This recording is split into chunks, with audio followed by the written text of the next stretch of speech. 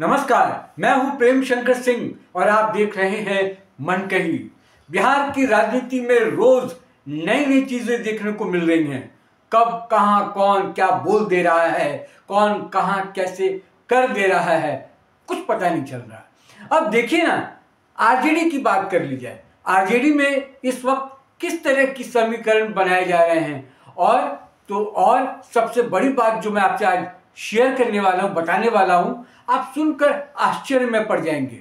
वो बात दरअसल ये है कि क्या आरजेडी में तेजस्वी यादव लालू यादव से अलग चल रहे हैं? क्या जो लालू यादव के विचार हैं या जो उनके मन में है, उनके मन से ये अपना अलग मन बना रहे हैं? आप सही समझ रहे हैं। अगर नहीं समझ रहे हैं तो मैं समझा रहा हूं आपको। नीतीश कुमार को लेकर दोनों बाप बेटों में ठन गई है।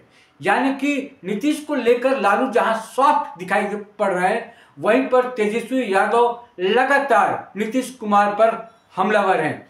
कैसे, मैं एक एक करके आपको बता रहा हूं। नीतीश कुमार के एज को लेकर और उनके भाव भंगिमाओं को देखकर तेजस्वी यादव लगातार ये कहते हुए आपको दिखाई दे रहे होंगे कि अब वो बूढ़े हो गए हैं, लाचार हो गए हैं, उन पर बोझ नहीं लादा जा सकता, बोझ लेकर वो नहीं चल सकते।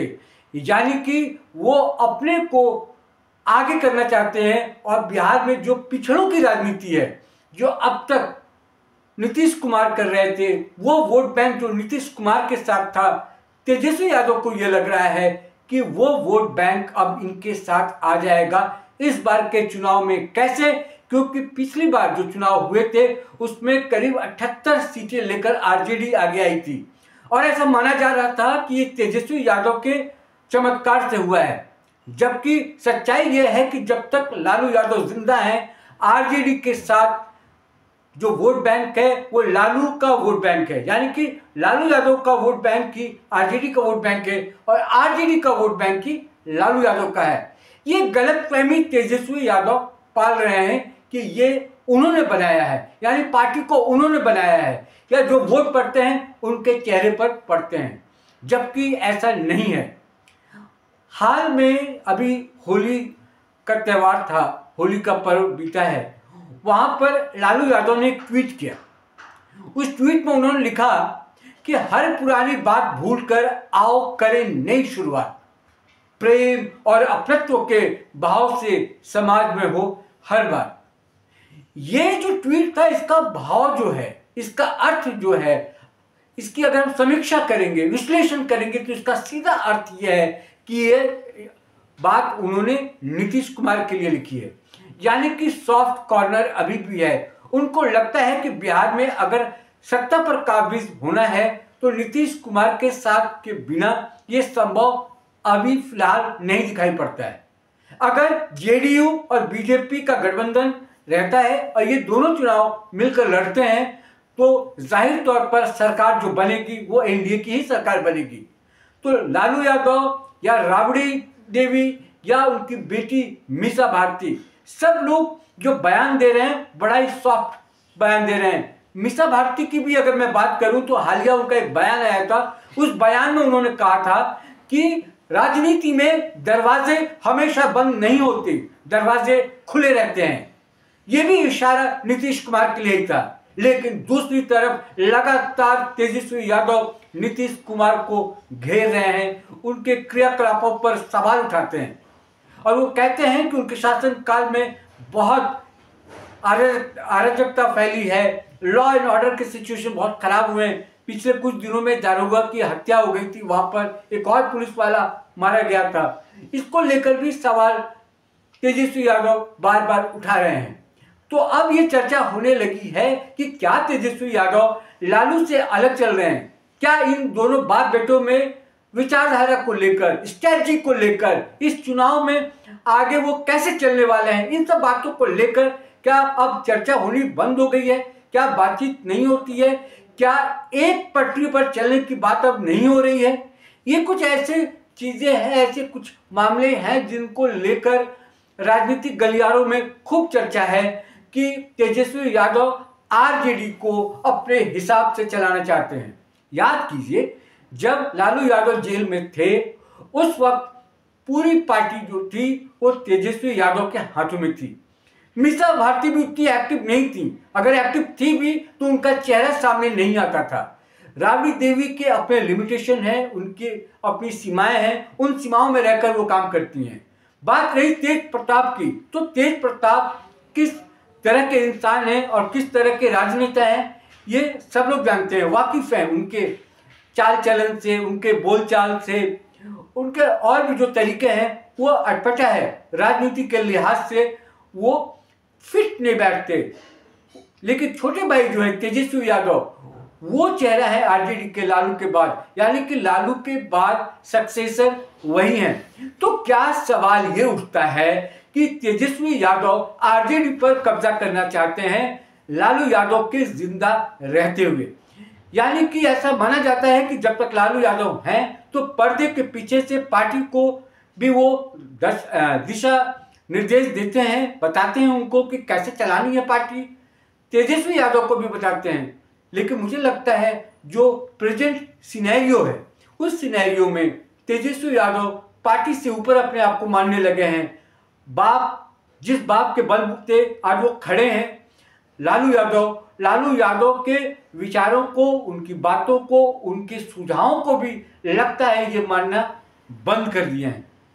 तो दो सवाल है जो आप मेरे टाइटल को भी आप देखेंगे तो उससे जाहिर होगा कि ये वीडियो मैंने आपके लिए सिर्फ इसलिए बनाई है कि इन कड़ियों को अगर आप जोड़ेंगे तो आपको समझ में आएगा कि बेटा नीतीश कुमार के खिलाफ चल रहा है बिहार के इस चुनाव में फिलहाल। दूसरी तरफ लालू, राबड़ी देवी और मीसा भारती के बयानों को और उनके हाव भाव को अगर देखेंगे तो ऐसा लगता है कि अभी भी वो नीतीश कुमार को लेकर सॉफ्ट है, यानी कि उनके लिए दरवाजा खुला रखा है। उनको ये लगता है, एक पॉजिटिविटी है, उनको ये लगता है कि अभी चुनाव में 7-8 महीने का वक्त है, चीजें हो सकता है बदल जाएं, तो वो नीतीश कुमार को साथ में लेकर चुनाव लड़ सकते हैं। तो परिवार पूरा एक तरफ, तेजस्वी यादव एक तरफ, तो इसका अर्थ यह है कि क्या तेजस्वी यादव आरजेडी पर, पार्टी पर कब्जा करना चाहते हैं। अगर वो कब्जा करना चाहते हैं तो क्या उस पर वो कामयाबी हासिल कर पाएंगे, ये देखने वाली बात होगी, बड़ा दिलचस्प होगा। यानी कि बिहार की राजनीति में अपने जो पराये हैं वो भी अभी तक कंफर्म नहीं है कौन कहां किसके साथ है और किस दिशा में चल रहा है, क्योंकि अभी तक तेजस्वी यादव सिर्फ सत्ताधारियों के निशाने पर नहीं थे, अब तो कांग्रेस के निशाने पर भी हैं। और तेजस्वी यादव को एक और बड़ा डर सता रहा है बिहार में, वो है कन्हैया कुमार। जिस तरह से यात्रा उन्होंने शुरू की है, उस यात्रा को देखते हुए भी तेजस्वी यादव की हालत बहुत खराब है। क्यों, ये मैं 2 मिनट में आपको समझाता हूं।